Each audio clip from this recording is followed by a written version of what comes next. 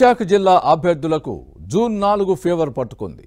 Polling ముగిసిన తర్వాత ప్రధాన పార్టీల తరపున పోటీ చేసిన నేతలు సొంత సర్వేలు చేయించుకున్నారు. అయితే వాటిలో మైండ్ బ్లాక్ అయ్యే నిజాలు వెలుగు చూడడంతో షాక్ గురయ్యారు. భారీగా క్రాస్ ఓటింగ్ జరిగిందని తేలడంతో ఇక తమ గెలుపంతా భ్రాంతియేనా అంటూ విషాద గీతాలు పాడుకుంటున్నారు. ఇంతకీ ఎవరా నేతలు, ఏ పార్టీ? Was the story? ఎన్నికల్లో పోలింగ్ వరకు ఒకెత్తు, ఆ తర్వాత ఫలితాలు వెలువడే వరకు మరో ఎత్తు.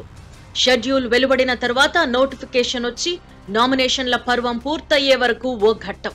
ఆ తర్వాత ప్రచారం, పోల్ మేనేజ్మెంట్ మరో ఘట్టం. ఓటింగ్ పూర్తయిన తర్వాత నుంచి ఫలితాలపై ఉత్కంఠ నెలకొంది. పోటీ చేసిన అభ్యర్థులకు టెన్షన్ పట్టుకుంది. పోలింగ్ పూర్తయిన తర్వాత కౌంటింగ్ కు 3 వారాల గడువు ఉండడంతో క్షణమొక యుగంగా గడుస్తోందని చెప్పే అభ్యర్థులు లేకపోలేదు. ఫలితాలు ఎలా ఉంటాయోనని తలుచుకుని నిద్రపట్టని రాత్రులు గడుపుతున్నారు. టీడీపీ, జనసేన, బీజేపీ కూటమి నుంచి పోటీ చేసిన నేతల కంటే వైసీపీ తరపున బరిలో దిగిన క్యాండిడేట్స్ లో ఎక్కువ ఆందోళన కనిపిస్తోంది. ఇందుకు కారణం లేకపోలేదు. సర్వేలన్నీ అలయన్స్ పార్టీలకు అనుకూలంగా ఉండడంతో ఫ్యాన్ పార్టీ అభ్యర్థుల్లో టెన్షన్ పెరుగుతోంది. ఇప్పుడు ఎన్నికల ఫలితాలు వెలువడే సమయం ఆసన్నం కావడంతో విశాఖలో ప్రధాన పార్టీల అభ్యర్థులకు జూన్ 4 ఫీవర్ పట్టుకుంది. ఆ రోజు తమ జాతకం ఎలా ఉంటుందో, ఓటర్లు ఏ విధమైన తీర్పిచ్చారో అని లెక్కలు వేసుకుంటూ తెగ ఆందోళన పడుతున్నారు. పోలింగ్ ముగిసిన తర్వాత సొంత సమీక్షలు, సర్వేలు చేయించుకున్నారు. అయితే ఇందులో వైసీపీ అభ్యర్థులకు మైండ్ బ్లాక్ అయ్యే ఫలితాలు రావడంతో తలలు పట్టుకుంటున్నారు. ఎక్కడ తేడా కొట్టిందోనని ఆరా తీస్తున్నారు. తామంతా డబ్బులు బాగా పంచాం గదా, అక్కడ ఎందుకు ఓట్లు పడలేదు అని ఆరా తీశారు. కొన్ని చోట్ల తమ పార్టీ స్థానిక నేతలు ఓటర్లకు డబ్బులు పంచకుండా నొక్కేశారని ఫ్యాన్ పార్టీ అభ్యర్థుల్లో వినిపిస్తోంది. అలాంటి వారిని తమ దగ్గరకు పిలిపించుకుని మరీ చీవాట్లు పెట్టారు అని విశాఖ ఫ్యాన్ పార్టీలో ప్రచారం జరుగుతోంది.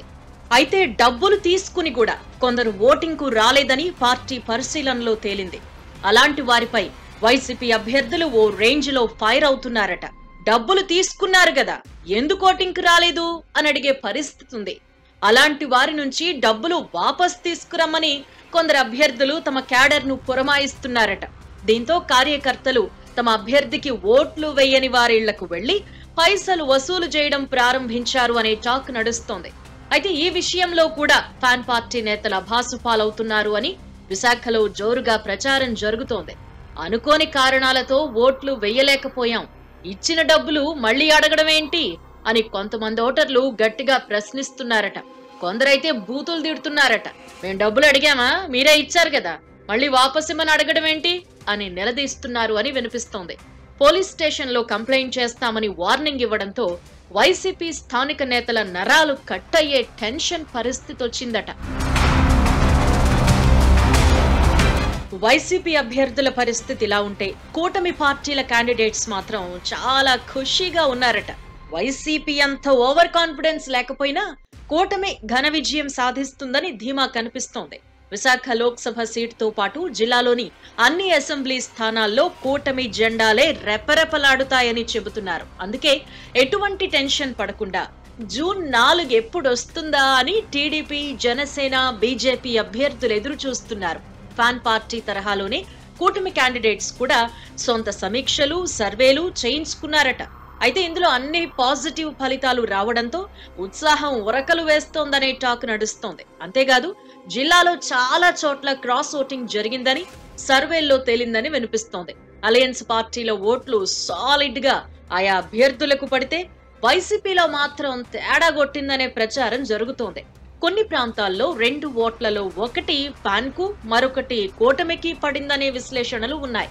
జిల్లాలోని మెజారిటీ నియోజకవర్గాల్లో వైసీపీ అసెంబ్లీ అభ్యర్థికి 1 ఓటు వేస్తే మరొకటి TDP MP candidate Shri Bharat కు పడిందనే ప్రచారం జరుగుతోంది.